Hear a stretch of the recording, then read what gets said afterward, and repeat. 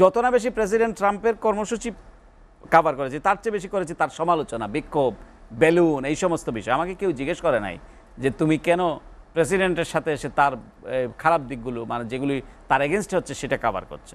তো সেটাই হচ্ছে সাংবাদিকতার জায়গাটা, হচ্ছে এইখানে। একটু যদি পান থেকে চুন খসে, কোনো একটা গাড়ি যদি খারাপ হয়ে যায়, অথবা কোনো সার্কিট হাউসে রুম ভালো না হয়, তাহলে মানে এর এগেনস্টে আমার রিপোর্ট করতে হবে। এই ধরনের কালচার কিন্তু বাংলাদেশে আছে, বিশেষ করে সাংবাদিকতার জন্য খুবই জরুরি।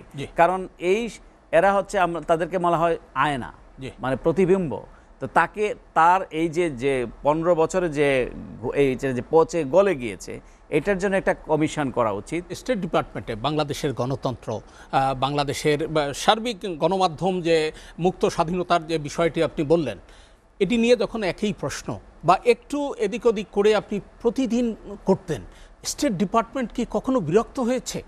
এটা কোনো, আপনি যদি তাদের প্রসিডিংস দেখেন, ওইখানে তো রীতিমতো ঝগড়া হয়। আমি তো তাও একটা মানে কিছুটা বাংলাদেশি নেচার তো আমার মধ্যে আছে। তারপরও ধরেন আমরা এই সমস্ত ওয়ার্ড ইউজ করি, what nonsense you are doing. তো ধরেন এই সমস্ত অন্যান্য, আপনি দেখবেন ফিলিস্তিনের ক্ষেত্রে আপনি দেখবেন যে কি ধরনের প্রশ্ন করা হয়, যে তোমরা এটা নিয়ে খেলা করছো কিনা, মস্করা করো কিনা, অন্যরা বলে। মানে তো সুতরাং এটা কখনোই, এটাই হচ্ছে বিউটি অফ আমেরিকা, যে ডেমোক্রেসির যে চর্চা।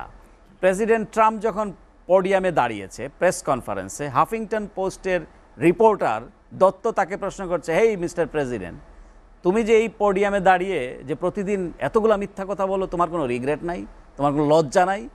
তো তার কারণে তো তাকে মানে তার ক্রেডেনশিয়াল কেড়ে নেওয়া হয় নাই, বা তাকে বন্ধ করা হয় নাই। যদিও জিম অ্যাকস্টার ক্রেডেনশিয়াল কেড়ে নেওয়া হয়েছিল, কিন্তু 24 ঘন্টার মধ্যে তার ক্রেডেনশিয়াল ফেরত দিতে হয়েছিল। তো সেটাই, মানে প্রেসিডেন্টকে যা খুশি বলা যায়। আমি নিজেও প্রেসিডেন্টকে কভার করেছি বাইরে, আমি এই প্রেসিডেন্টের কথা বলছি না, ট্রাম্প যখন প্রেসিডেন্ট ছিলেন, আমি তখন G20 সামিটে বার্লিনে তাকে কভার করেছি, এবং লন্ডনে তার মিডিয়া টিমের হয়, মানে মিডিয়া টিম বলতে তারা ফ্যাসিলিটেট করে, তার মানে যে তারা পয়সা দিয়ে নিয়ে যায় তা না, বাট তারা সব ধরনের ফ্যাসিলিটি প্রোভাইড করে, যেহেতু প্রেসিডেন্টকে অ্যাকম্পানি করতে হয়, তার আইটিনারি ফলো করতে হয়, এবং সিকিউরিটি সব কিছুই তারা করে, হোটেল টোটেল সবই তারা করে।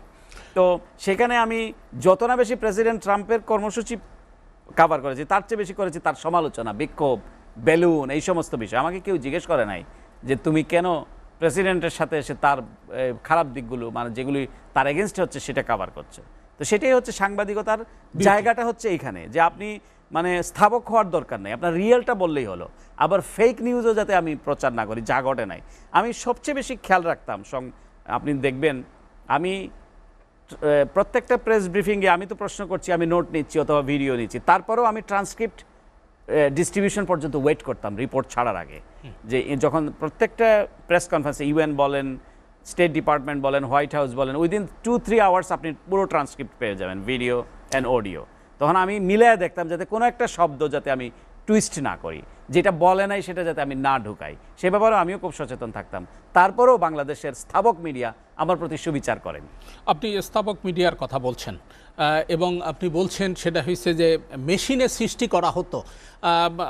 আপনি বলেছেন যে 1200 আর্টিকেল বিভিন্ন ব্যক্তির নামে, যাদের কোনো অস্তিত্ব নাই, কিন্তু বাংলাদেশে চাটুকাররা, তোষামতকারীরা নানানভাবে তোষামত করে ব্যক্তিগত বেনিফিট নিত, কেউ কেউ প্লট নিয়েছে। এই বিষয়টা আপনি কি বলবেন? না শুনেন, এটাই হলো পৃথিবীর একটা অদ্ভুত জায়গা বাংলাদেশে। মানে বাংলাদেশে একটা সংস্কৃতি গড়ে উঠেছে, এটা সব জায়গায় মানুষের মধ্যে সবাই একটু প্রিভিলাইজ থাকতে চায়। এটা একটা অদ্ভুত সংস্কৃতি, একটু মানে একটু আলাদা, একটু ক্ষমতা দেখানো, এই যে একটা কালচার। আর সাংবাদিক শ্রেণীর মধ্যেও এটা শেখ হাসিনা এই সাংবাদিক শ্রেণীকে লোভী, অসৎ এবং এই লুটেরা বানিয়েছে শেখ হাসিনা তার আশকারা পেয়ে।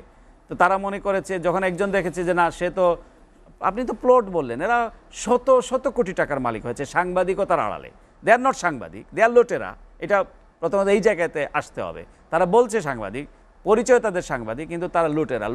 হাজার হাজার শত শত কোটি টাকা তারা লুট করেছে সাংবাদিকতার নাম দিয়ে। তো তারা, শেখ হাসিনাও দেখেছে যে আমার এগুলো দরকার, এই প্রপাগান্ডা মেশিনগুলো এবং এই লোকগুলো দরকার, এবং তারাও সেও এইটার সুযোগ দিয়েছে। আপনি চিন্তা করা যায়, আপনি ইলেকশনের আগে কত 20 কোটি টাকা দিয়ে দিল প্রেস ক্লাবের, মানে ওই ফান্ডে 20 কোটি টাকা। কোন ইলেকশন আগে, আমি 2018 অথবা তারপরেরটা হবে। এবং এরা কোনো লজ্জা নাই, নির্লজ্জ। এরা আবার এটা টেলিভিশনে দেখিয়ে রিসিভ করছে এই ঘুষটাকে প্রাতিষ্ঠানিকীকরণ করলো শেখ হাসিনা এবং ওই স্থাবক শ্রেণীরা। আপনি new York Times, Washington post, আপনি এক কাপ কফিও খাওয়াতে পারবেন না কাউকে। যে আপনি যদি লাঞ্চ করি, আমরা লাঞ্চ শেয়ার করি, যে তোমারটা তুমি দিবা, আমারটা হিজ ইউজ হুজুস। কিন্তু এখানে এমন একটা হয়েছে যে সাংবাদিকতা মানে সবাই না, অনেক রেসপেক্টেড সাংবাদিক, নুরুল কবির, অনেকের মতো অনেক সম্মানিত সাংবাদিক আছে, আমি অসংখ্য নাম বলতে পারবো। কিন্তু তারা মনে করে যে কেউ কেউ মনে করে যে কোন একটা প্রোগ্রাম হলো তাকে অ্যাকাম্পানি করতে হবে, তাকে টিকিট দিতে হবে, তাকে একটু যদি পান থেকে চুন খসে, কোনো একটা গাড়ি যদি খারাপ হয়ে যায় অথবা কোনো সার্কিট হাউসে রুম ভালো না হয়, তাহলে মানে এর এগেনস্টে আমার রিপোর্ট করতে হবে। এই ধরনের কালচার কিন্তু বাংলাদেশে আছে। সবাই বৈষম্যহীন সমাজের কথা বলছে, ছাত্ররা বলছে, এখানেও কিন্তু বৈষম্য দূর করতে হবে। যে সাংবাদিক, আমি সাংবাদিকতা করব, আমার তো সরকার চালানোর দরকার নাই, আমার কে ডিসি হবে কে এসপি হবে এটা করার দরকার নাই। সাংবাদিকতা আর এটা করতে হলে আমাকে সরকারের কোনো একটা দায়িত্ব নিতে হবে, নিয়ে তারপর এটা করতে হবে। এই যে তোষামত করে প্লট বা আপনি বললেন শত কোটি হাজার কোটি টাকা যেটা লুট করেছে, এই লুটেরা শ্রেণীর বিরুদ্ধে কি ব্যবস্থা নেওয়া উচিত? প্রথমত হলো, আমি যদি আরেকজনের, আপনার যদি অ্যাকাউন্টেবিলিটি আমি চাই সাংবাদিক হিসাবে, তা আমার তো একটা অ্যাকাউন্টেবিলিটি থাকতে হবে। আমি আরেকজনের দুর্নীতি নিয়ে প্রশ্ন করছি, তা আমি তো আগে আমাকে প্রশ্ন করতে হবে আমি কতটা দুর্নীতিভুক্ত, আমি কতটুকু বিত্ত বৈভবের মালিক, আমার সম্পত্তির হিসাবকে আমি প্রকাশ করছি, আমি আরেকজনের সম্পত্তির হিসাব দাবি করছি, বা আরেকজনকে আমি বলছি এত। আপনি দেখবেন নিউজ, এতটা প্লটের মালিক, ফ্ল্যাটের মালিক যে নিউজ করছে তাকে দেখেন যে সে কি পরিমাণ। তো এটা হচ্ছে, আমি আবারও বলছি যে এই কিছু মুষ্টিমেয় লোকের কারণে এই পেশাটা কলুষিত হচ্ছে। এটার সংখ্যাটা খুবই নগণ্য আমি বলবো। তো সুতরাং এইগুলোকে অ্যাড্রেস করলে এবং তাদেরকে আইডেন্টিফাই করলে এই পেশাটা এখনো সুযোগ আছে। আমি আশাবাদী মানুষের শ্রদ্ধার পাত্রে আবার পরিণত হবে। সাংবাদিকতা সেইভাবে আমরা দেখেছি। যেমন আমার মনে আছে এই বাংলাদেশেই, আপনার নিশ্চয়ই মনে আছে, খুব সম্ভবত জাহাঙ্গীর ভাই বিএসএস এর, উনি প্রেসিডেন্ট যখন হঠাৎ দেখা গেল যে পত্রিকায় জেনারেল এরশাদ যখন প্রেসিডেন্ট হলো, প্রথম পাতায় তার কবিতা ছাপা হচ্ছে। তো উনি প্রেস কনফারেন্সে এরশাদকে জিজ্ঞেস করলেন যে পৃথিবীর আর কোন কোন দেশের প্রেসিডেন্ট প্রথম পাতায় কবিতা ছাপার জন্য নির্দেশ দেন, আপনি জানেন কিনা, এরকম কি একটা প্রশ্ন করলেন। এবং এটা আপনি কবে থেকে কবিতা লেখেন, আপনার কবিতা কেন পত্রিকার প্রথম পাতায় ছাপা হতে হবে? উনি কিন্তু সরকারি সংবাদ সংস্থার রিপোর্টার, আর প্রেসিডেন্টকে জেনারেল এরশাদ, কিন্তু তার কোনো উত্তর ছিল না। তো তখনও কিন্তু এক ধরনের মানে সাংবাদিকতার ছিল, মানে মর্যাদা ছিল, প্র্যাকটিস ছিল, ওনার সেই গার্ডস ছিল, কারেজ ছিল, কিন্তু সেটা তো এখন নাই। আসলে আপনি মুক্তপথের বিষয়টি এই তো প্রশ্নবিদ্ধ, কিন্তু এই রিলেভেন্ট শেষ প্রশ্নটা আপনাকে করি, সেটি হচ্ছে যারা এই দৃশ্যমান সুবিধাগুলো নিয়েছে, যেমন প্লট নিয়েছে বা অন্যান্য সুবিধা নিয়েছে, এগুলো কি শুধু বাতিল নাকি আরও কিছু করা উচিত? অবশ্যই আমি মনে করি সরকারকে তাদের প্রত্যেককেই অ্যাকাউন্টেবিলিটির আওতায় নিয়ে আসা উচিত, সে যেই হোক, যে সাংবাদিক হোক, পুলিশ হোক, লয়ার হোক, তাদেরকে এটা, আমার মনে হয় এটা একটা কমিশন করা উচিত এই বিষয়গুলো দেখভাল করার জন্যে। যেমন বিশেষ করে সাংবাদিকতার জন্য খুবই জরুরি, কারণ এরা হচ্ছে তাদেরকে বলা হয় আয়না, মানে প্রতিবিম্ব। তো তার এই যে 15 বছরে যে পচে গলে গিয়েছে, এটার জন্য একটা কমিশন করা উচিত। এবং এখানে সবার অংশগ্রহণের মধ্য দিয়ে, যাতে বিশেষ করে এই চ্যানেলগুলো, দুর্বৃত্তরা একটা চ্যানেলের মালিক হয়েছে এবং এই দুর্বৃত্তরা আবার চেষ্টা করছে, মনে কর জার্সি বদলে তারা এই শিবিরের লোক থেকে ওই শিবিরে নিয়ে তারা এক ধরনের গোজামিল দেওয়ার চেষ্টা করছে।